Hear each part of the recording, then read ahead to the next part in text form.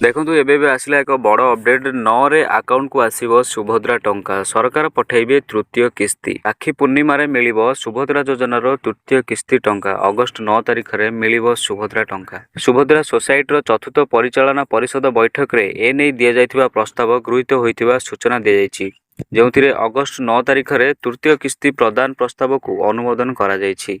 आगामी दिन रे सुभद्रा सर्वे रे शामिल होई परिबे कॉलेज छात्री।